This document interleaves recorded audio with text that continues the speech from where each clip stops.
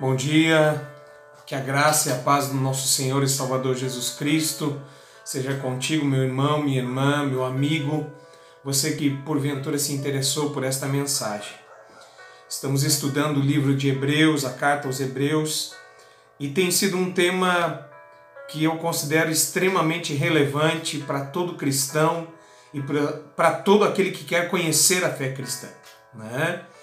Hoje vamos falar do capítulo 6, continuando o capítulo 6.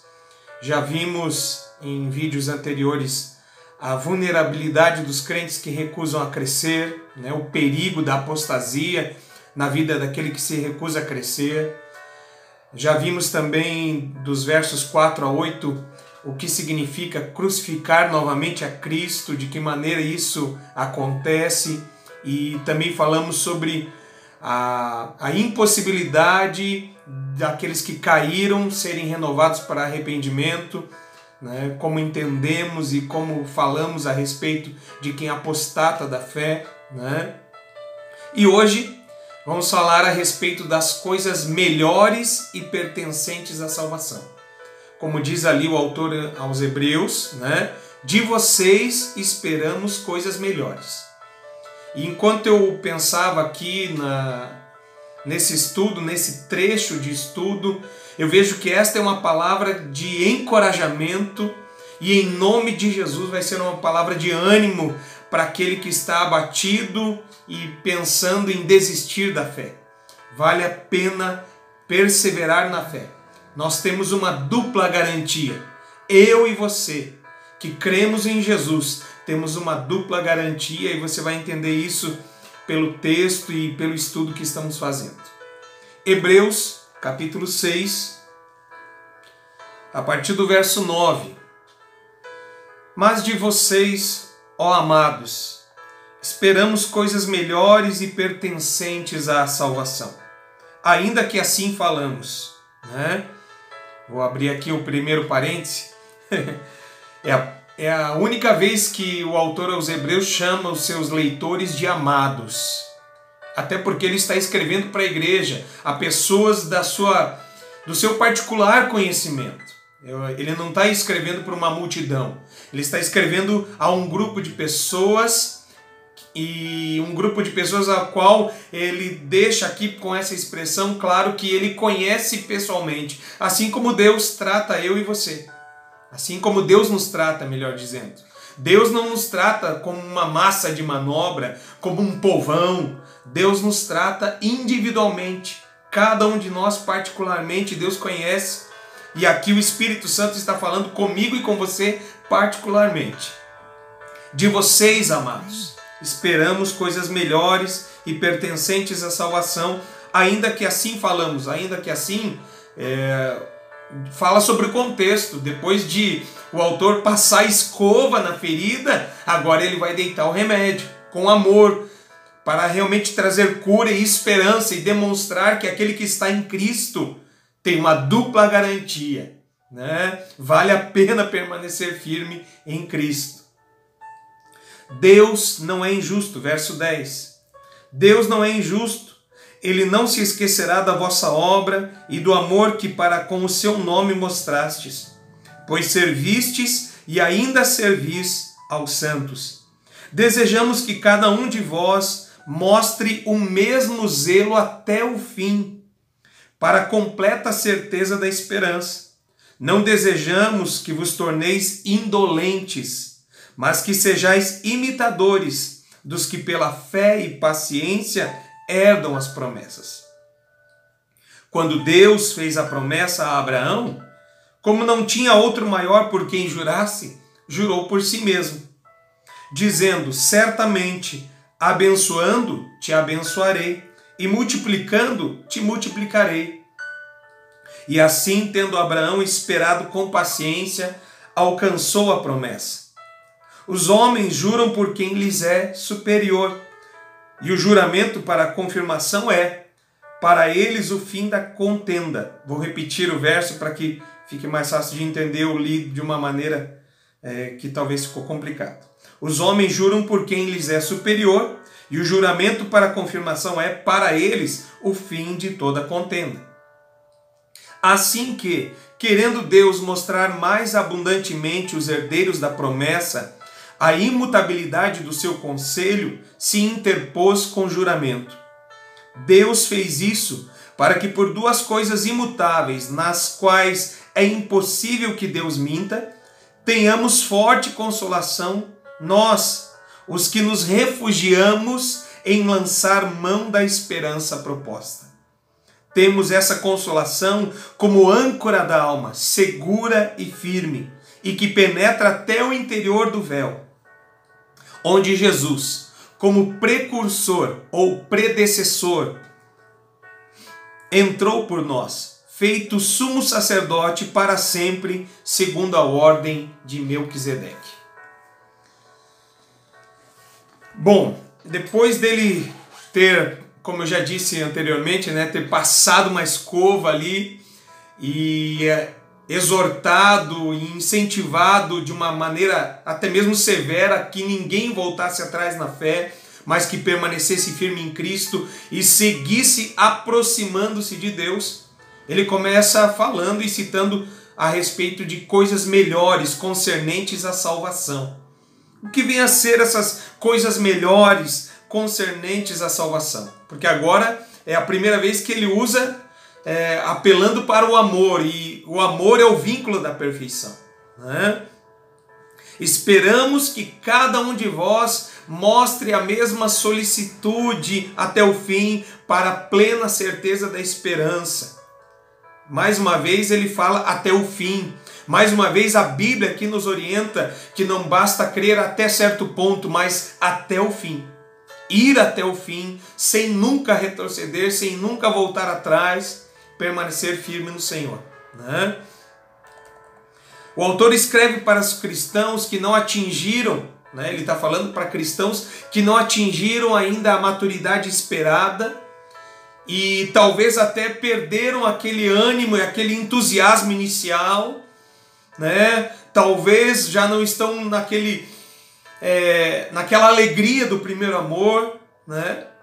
Mas ainda assim permaneciam ativos, permaneciam fazendo a obra, permaneciam firmes na obra de amor em favor da igreja, em favor dos santos, em favor daqueles que são fiéis a Deus, dedicados à obra do Senhor. Eles permaneciam, talvez não mais com o mesmo ânimo, e é isso que ele quer que eles retomem, sabendo que eles não estão firmados em qualquer coisa, mas estão firmados na bendita esperança e refugiados em Cristo Jesus, né? E aqui vai a primeira lição. Quando eu e você enfrentamos momentos áridos, momentos difíceis, momentos em que pensamos em desistir, né? Aqueles momentos em que parece que Deus não está ouvindo a nossa oração, parece que Deus não está respondendo a nossa oração e a situação não muda de maneira nenhuma. Aconteceram situações na minha vida que foram anos para se resolver. E ainda assim eu entendia, ainda assim eu compreendia. Logo mais o sol vai brilhar, como dizia Jó, no meio do seu sofrimento. Eu sei que o meu Redentor vive e por fim se levantará. Eu sei que o meu Redentor está vivo e eu sei que algo bom vai acontecer. Tão somente eu preciso perseverar nesse momento de dificuldade.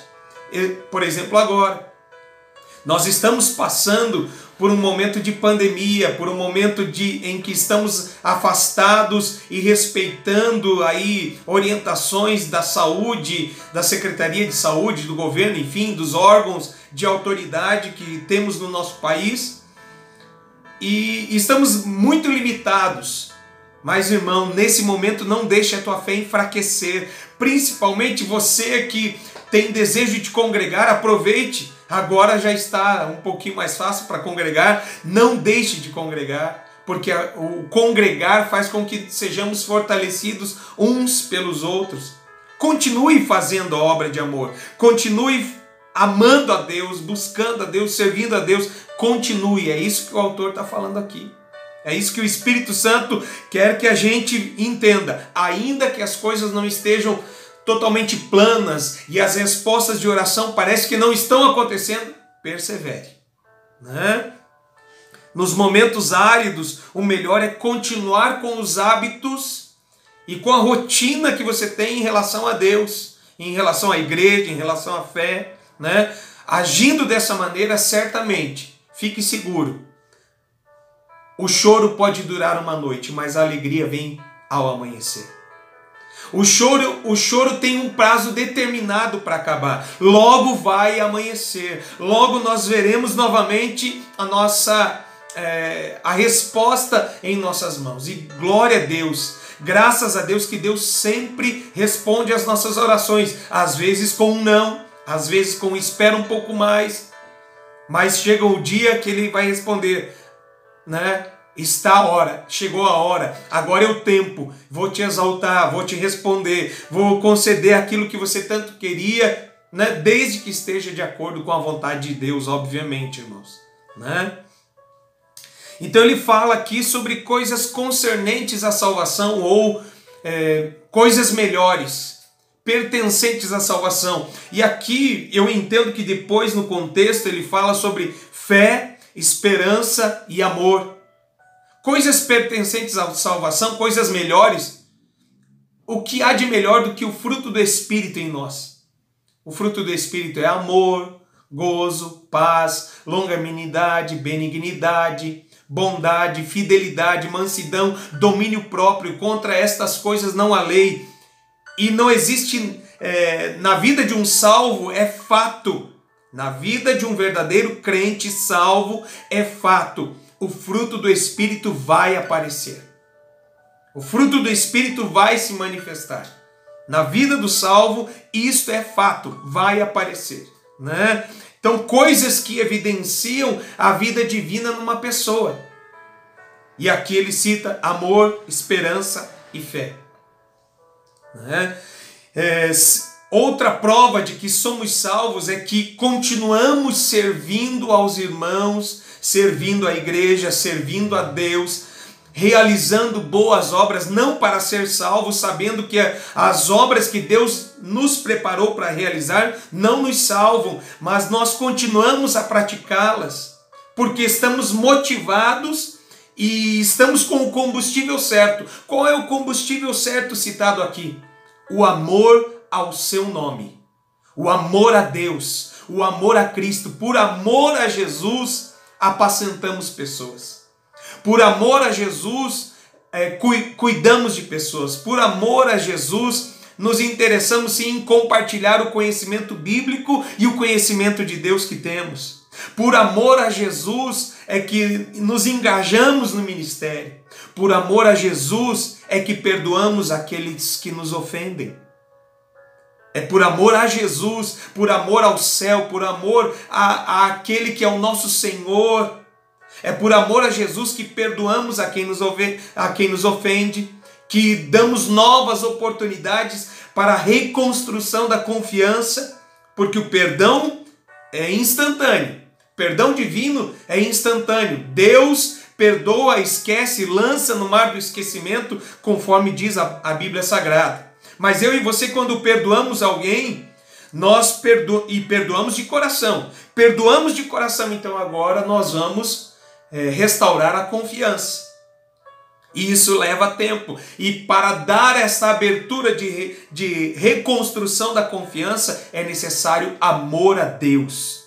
O amor de Deus derramado em nossos corações nos torna capazes de continuar fazendo a obra de Deus e servindo aos irmãos. Servir pessoas que muitas vezes desprezam o que nós fazemos. Servir pessoas que muitas vezes são indiferentes ao que nós fazemos.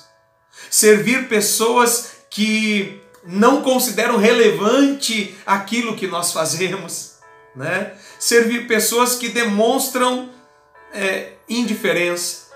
Fazemos isso por quê? Porque fazemos por amor ao seu nome, amor ao Evangelho, amor a Deus sobre todas as coisas. Ele é o combustível, o amor é o combustível. Apesar dele citar que existe uma recompensa e Deus não é injusto para esquecer da vossa obra de amor e o serviço prestado aos santos, porque vocês ainda estão servindo aos irmãos consagrados a Deus, servindo àqueles que fazem parte da igreja e até além da igreja. Né? Então aqui, meu querido, ele está ressaltando características que são pertencentes à salvação. Na vida do verdadeiro salvo aparecem essas coisas melhores: amor, fé, esperança. Aparece longanimidade, benignidade, bondade, fidelidade, mansidão. Aparece mansidão. Meu querido, se eu sou cristão, eu preciso aprender e praticar a mansidão. Jesus disse: aprendei de mim, que sou manso e humilde de coração. Aprendei de mim, aprendam comigo a ser humildes e mansos. Né? Ser manso não quer dizer que nunca eu vou reivindicar meus direitos ou nunca vou levantar a voz, mas tratar com mansidão pessoas. Quando você percebe a injustiça, sim, levantar a voz, principalmente a injustiça com o próximo, nós precisamos levantar a voz. Estamos vivendo um contexto nesses últimos dias em que a injustiça por causa da cor de uma pessoa está muito ressaltado, o racismo está em evidência. Que Deus livre a sua igreja e os seus filhos de serem racistas. Quer o branco para com o preto, ou o branco para com o negro. Quer o preto para com o branco. Quer com o índio, com o japonês, com o chinês. Não importa a raça, não importa a raça, tribo, língua, cor de pele, não importa de qual nacionalidade ou de qual etnia você vem, você procede, não importa, todos somos iguais perante Deus e merecemos sim ser tratados desta maneira. Para não desvirtuar o assunto, eu vou parar por aqui, porque estou falando de ser verdadeiramente cristão, coisas pertencentes à salvação. Então o fruto do Espírito aparece naquele que é salvo. Mansidão, domínio próprio. Contra estas coisas não há lei. Então cultive essas coisas. Continue vivo nessa área. É isso que ele está dizendo aqui. E ele segue em frente. Né? No verso 11 e 12, ele destaca: olha, que cada um de vós mostre o mesmo zelo até o fim, para a completa certeza da esperança, e não sejam indolentes. O que é ser indolente? Como existe crentes indolentes. Que Deus tenha misericórdia de você, que Deus tenha misericórdia de mim, para que não sejamos jamais indolentes. Né? Na mesma carta, em outra parte, ele cita como vagarosos. O indolente, o que é? Até no nosso dicionário mesmo, da língua portuguesa, você vai encontrar. O indolente é aquela pessoa apática, né? Que nada o afeta, nada o move, nada o desperta uma paixão. Parece que ele é uma pessoa insensível.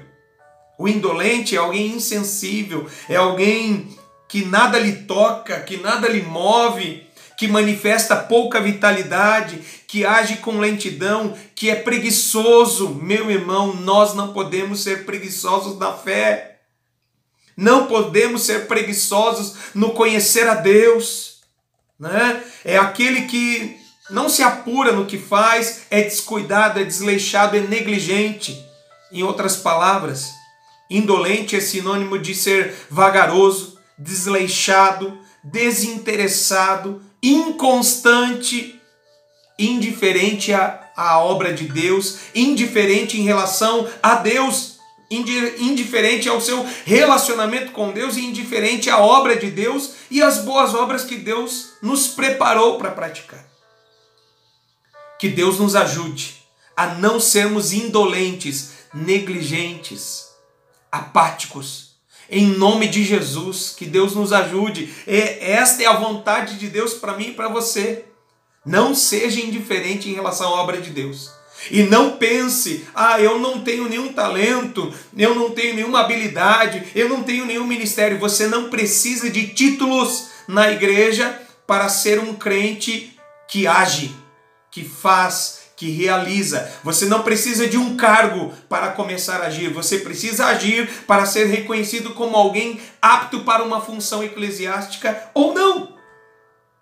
A nossa obra não está limitada a 4 paredes apenas dentro da igreja. Você pode amar em todos os lugares, você pode ser luz e sal da terra em todos os lugares, você pode socorrer os necessitados em todos os lugares.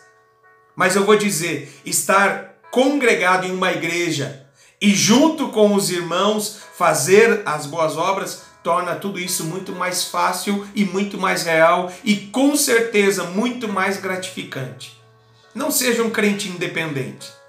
Não seja um crente independente. Tenha uma igreja para você compartilhar, para você conviver, para você congregar, para você, junto com os seus irmãos, ir mais longe. Quem quer chegar rápido vai sozinho. Quem quer ir mais longe, junta-se a outros. E o fato de congregar, irmão, faz com que um anime o outro, um fortaleça o outro. Aqui eles estavam, apesar de não haver um templo, né, estabelecido, eles estavam congregando. Eles tinham comunhão uns com os outros. Então não seja vagaroso. Não seja indiferente, principalmente se você está parado ou desanimado e não se acha útil. Em nome de Jesus, busque em Deus qual é o seu chamado, qual é a sua habilidade que você pode desenvolver no corpo de Cristo. Em nome de Jesus, não fique parado, letárgico, apático em relação a Deus e à fé. Em nome de Jesus, não seja indolente. Continuando aqui, ele agora passa a dizer: imitem a fé daqueles que herdam as promessas. Ou seja, o indolente não alcança promessas. Não é alcançado pelas promessas. O indolente, o apático, não será alcançado pelas promessas, pelas bênçãos concernentes à salvação, né? Aqui não está dizendo que o indolente deixará de ser salvo. Amém, irmãos? Entenda bem, não é isso que eu estou dizendo. Mas o indolente não alcança promessas, ele não vive, entre aspas, a aventura do Evangelho, a aventura de caminhar com Deus e ver as coisas acontecendo. Arrisque-se, lance-se nos braços do Senhor, faça a vontade de Deus. Deus tem uma obra maravilhosa para realizar com você. Deus tem uma obra maravilhosa para realizar com você. Aqui eu quero abrir um parêntese. Neemias não precisava por si mesmo fazer qualquer coisa em favor dos seus irmãos em Israel. Ele não precisava. Ele estava bem estabelecido. Mas quando ele soube da situação daquele povo, soube da situação dos seus irmãos lá na sua cidade, ele não ficou parado. Começou a orar. Buscou em Deus o que fazer. E Deus lhe deu a oportunidade para trabalhar. Ele poderia ter passado como um anônimo completo, mas ele decidiu ser alguém usado por Deus. Alguém que não ficou indolentemente ou negligentemente apático a uma situação, mas se dispôs para a obra. Ele alcançou um bom testemunho de alguém que foi relevante para o seu povo. Em nome de Jesus, é o que eu desejo para mim, é o que eu desejo para você. Imite a fé daqueles que herdam a salvação, é o que diz aqui o autor aos Hebreus, e agora ele vai dar um exemplo de fé, né? Quem melhor do que Abraão para ilustrar essa fé? Imitem aqueles que pela fé e paciência herdam as promessas. Imite a fé dos seus líderes. Imite a fé daqueles que já testificaram que alcançaram milagres em Deus, que provaram que Deus é fiel, que Deus é bom, que Deus realmente faz o que diz que vai fazer, né? Imite a fé dessas pessoas. Em outras palavras, ele está dizendo, vocês não são os primeiros a se lançar na fé para glórias e perigos da fé cristã, né? Outros já passaram por suas batalhas, por suas próprias batalhas e venceram, né? E um exemplo é Abraão. A fé, irmão, nós não podemos ter fé na fé. Fé por acreditar, não. A nossa fé precisa estar embasada. A nossa fé precisa estar embasada. A nossa fé requer uma absoluta autoridade sobre a qual se possa apoiar. A minha fé está embasada na palavra de Deus. A fé de Abraão estava embasada na palavra de Deus. A fé de Abraão estava embasada na palavra de Deus, no que Deus lhe falou, no que Deus lhe prometeu, no que Deus tantas vezes reafirmou. A gente vê Deus fazendo promessas a Abraão no capítulo 12 de Gênesis, no capítulo 15, no capítulo 17, no capítulo 18. Vemos Deus fazendo promessas para Abraão, mas aqui em destaque do capítulo 22. Né? A fé requer uma autoridade absoluta sobre a qual se possa apoiar. Por exemplo, numa questão política, nem direita nem esquerda, mas de fato a verdade. Nem o que diz a direita, nem o que diz a esquerda, mas de fato a verdade dos fatos. Esteja embasado sobre isso. Mais do que a tendência a este ou a tendência a aquele. Tá? A palavra de Deus é o firme fundamento sobre o qual a fé atua. A palavra de Deus é o firme fundamento sobre o qual a fé atua. A promessa que Deus jurou observar está em Gênesis, capítulo 22, verso 16 a 18. Eu tinha deixado aqui separadinho. Né? Sobre qual promessa está falando aqui o autor aos Hebreus. Gênesis 22, do 16 até o 18. E disse: juro por mim mesmo, declara o Senhor, que por ter feito o que fez, não me negando seu filho, o seu único filho, esteja certo de que o abençoarei e farei seus descendentes tão numerosos como as estrelas do céu e como a areia das praias do mar. Sua descendência conquistará as cidades dos que lhe forem inimigos, e por meio dela todos os povos da terra serão abençoados, porque você me obedeceu. Deus disse: por mim mesmo jurei. Então não tinha alguém maior do que Deus que ele pudesse jurar. Deus só poderia jurar por ele próprio, né? Ou seja, o sentido real dessa sentença é: Deus fez muitas promessas a Abraão, mas essa ele confirmou com o juramento. Deu um sentido de dupla obrigatoriedade, dupla garantia a Abraão. Além da sua palavra, jurou por si mesmo, se colocou por fiador da sua palavra. Né? Deus se fez sua própria testemunha e fiadora, e por isso deu uma dupla garantia a Abraão. E essa promessa feita a Abraão, né, em ti serão benditas todas as famílias da terra, alcança a mim, a você, a todo aquele que se coloca na mesma fé que tinha Abraão, na fé, então Abraão, uma fé messiânica, né? Eu e você agora a fé em Cristo Jesus como único Senhor e Salvador. O descendente de Abraão, né, na carne foi Isaac, mas o descendente de Abraão, Isaac é o tipo de Cristo nessa situação, né? Tipologicamente aponta para Jesus Cristo, o descendente de Abraão. E todo aquele que tem fé em Jesus também se torna apto ou entra como herdeiro desta mesma bênção, abençoado em Cristo Jesus. Né? Nós temos uma dupla garantia, então tratava-se de uma promessa imutável em duplo sentido. Esperar em Deus, irmãos, esperar em Deus é esperar por alguém que certamente não falha, não mente e que é suficientemente capaz de fazer tudo aquilo que promete. Vamos ver na palavra de Deus isso? Malaquias 3,6 diz: eu sou o Senhor e não mudo. Por isso vocês não foram destruídos. Por isso vocês, filhos de Jacó, não foram destruídos. Eu sou o Senhor e não mudo. Isaías 14:27. Vamos encontrar aqui. Pois o Senhor dos exércitos o determinou, e quem o invalidará? A sua mão está estendida, quem o fará voltar atrás? Ninguém é capaz de fazer isso. Isaías 46, 10. Vou ler o 9 e o 10 de Isaías 46. Lembrai-vos das coisas passadas, desde a antiguidade, que eu sou Deus, e não há outro Deus, não há outro semelhante a mim, que anuncio o fim desde o princípio, e desde a antiguidade as coisas que ainda não sucederam, que digo, o meu conselho será firme, e farei toda a minha vontade.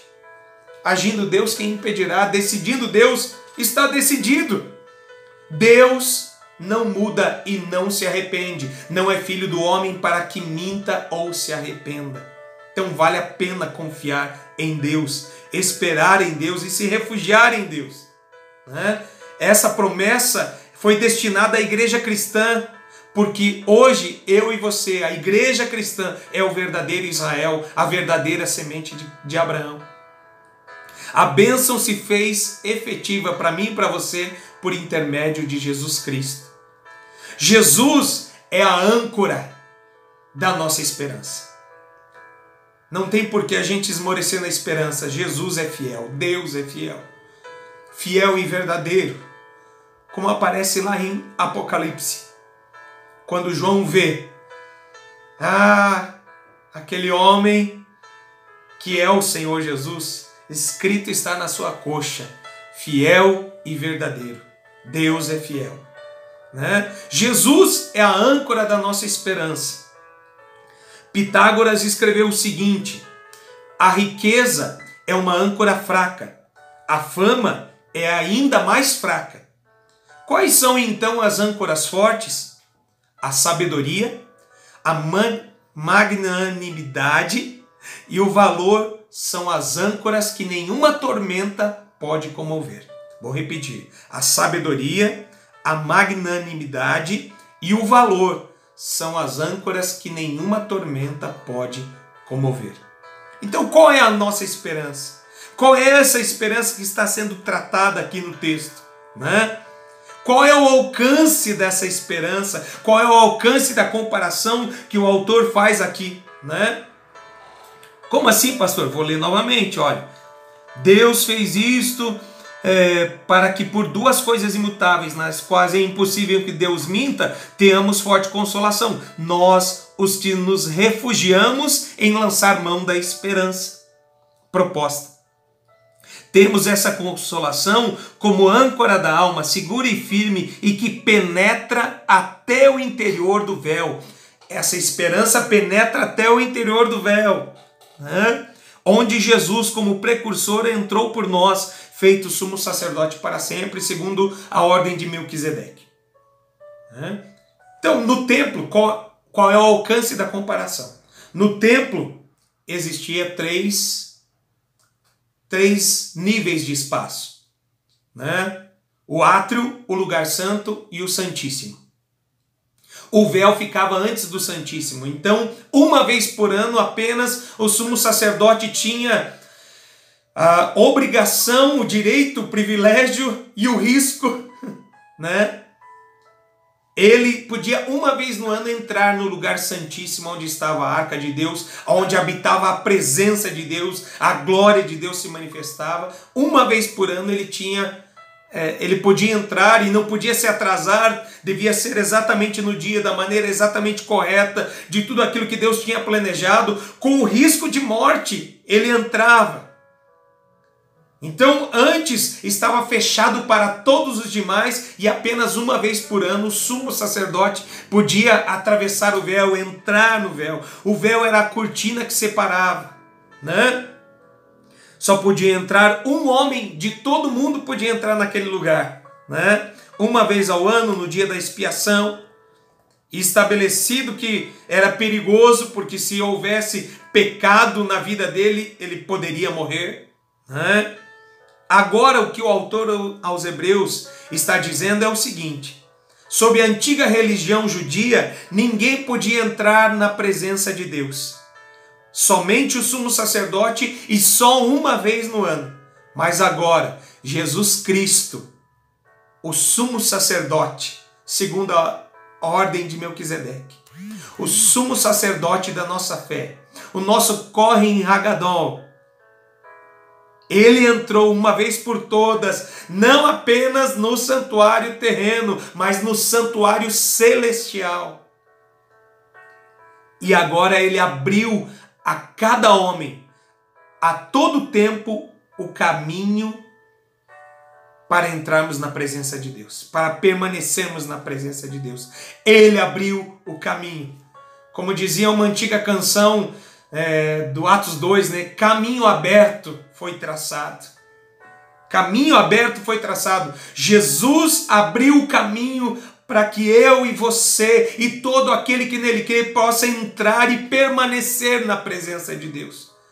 No mais interior do véu, né? Não apenas nessa terra, mas principalmente no ambiente celestial. Glória a Deus. Louvado seja o Senhor e Salvador Jesus Cristo, que abriu o caminho para mim e para você. O caminho que estava fechado foi aberto. Todos têm acesso à presença do Pai por meio de Jesus Cristo, nosso Senhor. Não há outro caminho, não existe nenhum outro chamado santo que possa nos levar à presença de Deus, que possa nos salvar. Somente Jesus, único mediador entre Deus e os homens. Único. Então aqui ele diz que Jesus entrou na presença de Deus como precursor, ou no original pródomos. Esse termo tem 3 significados progressivos. Indica alguém que se apressa, significa pioneiro, mas significa também aquele que, como membro de um exército, ele é aquele que reconhece o terreno, que faz parte da guarda de avançada e vai à frente para garantir que todo o restante do exército siga após ele em segurança. Jesus fez esse caminho. Jesus é o precursor. Se fala de precursor, está falando que muitos outros também trilharão o mesmo caminho. Aleluia! E essa é a nossa garantia dupla. Jesus entrou como sacerdote, como sumo sacerdote. Nós temos a palavra de Deus que nos confirma isso. O próprio Senhor Jesus declarou a promessa. E se eu for, virei outra vez e vos levarei para mim mesmo, para que onde eu estiver, vocês estejam também. Aleluia! A palavra de Jesus, a promessa do nosso Senhor é real. E temos a palavra de Deus como base. E lá na glória, o Cristo vivo, que entrou primeiro garantindo, sendo a dupla garantia, pela palavra e porque temos o Cristo vivo assentado à destra de Deus. Está garantido sim, logo ele virá buscar a igreja. Se formos fiéis até o fim, estaremos para sempre com o Senhor. É a segurança. Vale a pena, vai valer a pena, vale a pena perseverar até o fim. Eu pensava que esse trecho seria tão simples, mas como é profundo. Louvado seja o Senhor e Salvador Jesus Cristo. O caminho está aberto a todo aquele que nele crê. Se existe alguém que está indolente, que está vagaroso, que está temeroso, arrependa-se. Seja despertado na fé no nome de Jesus. Receba aí, em nome de Jesus Cristo, vitalidade da parte do Espírito Santo sobre a tua vida. Continue fiel até o fim. Aleluia. E nunca rejeite a fé em Cristo Jesus. Ele é o único, Ele é a nossa esperança. O crente que se refugia em Cristo tem uma esperança segura e firme. Não somente a palavra de Deus, mas uma pessoa viva na glória. Jesus, como constante testemunho da glória e que é também a garantia de que eu e você chegaremos lá. Louvado seja o nosso Senhor e Salvador Jesus Cristo. Quero encerrar orando com você. Pai amado e santo, que glória, Pai. Que alegria, que satisfação é, Pai, estar firmado na tua palavra, estar firmado em ti, Jesus. Eu sei, Pai, que o que está acontecendo comigo aqui não é apenas emoção, mas eu sinto e percebo a tua glória na minha vida. E clamo no nome de Jesus, que cada um dos meus irmãos seja também impactado pela glória do Senhor, pela presença do Deus Altíssimo na sua vida. E em nome de Jesus, eu repreendo todo o desânimo e toda a palavra mentirosa de Satanás, que está bombardeando esta pessoa de que ela não é útil, de que ela não é importante, de que ela não é salva. Eu repreendo toda essa voz satânica e que ela possa ouvir sim a voz do Espírito Santo, dizendo a ela o quanto é amada, o quanto ela é importante, o quanto ela significa para o Senhor e para a igreja. Eu abençoo os meus irmãos, no nome de Jesus Cristo, pedindo tão somente, Espírito Santo, vivifica a tua igreja. O mesmo Espírito que ressuscitou ao Senhor Jesus, te vivifica agora no nome do Senhor Jesus Cristo, para a glória do Pai, do Filho e do Espírito Santo. Amém.